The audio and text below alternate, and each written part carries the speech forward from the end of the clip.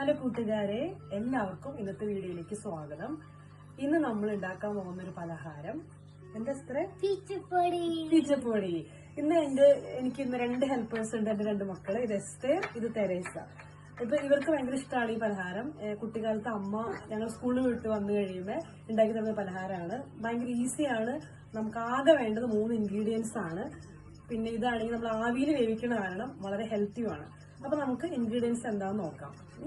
ആദ്യമായിട്ട് നമുക്ക് വേണ്ടത് ഗോതമ്പ് പൊടി, തേങ്ങ, ശർക്കര. ഇത് 3ആണ് നമുക്ക് പ്രധാനമായിട്ട് വേണ്ടത്. ഇതെല്ലാം ഓപ്ഷണലാണ്. ഇതിപ്പോ ഞാൻ ജീരകം, ഇത് നട്ട്സ് ഒന്ന് ക്രഷ് ചെയ്തേക്കെന്താ, ഇത് ഏലക്കാപ്പൊടി, ഇത് മുന്തിരി, ഉണക്കമുന്തിരി.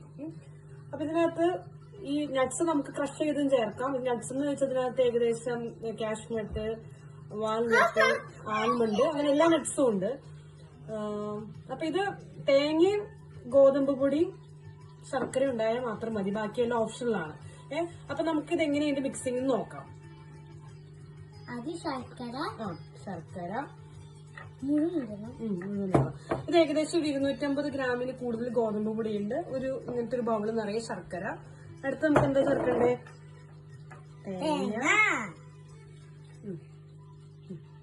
ഇത് ഉണക്കമുന്തിരി, അത് അമ്മയിട്ടോളൂ, കൈമയാകും. ജീരകം, ക്രഷ്ഡ് നട്ട്സ്.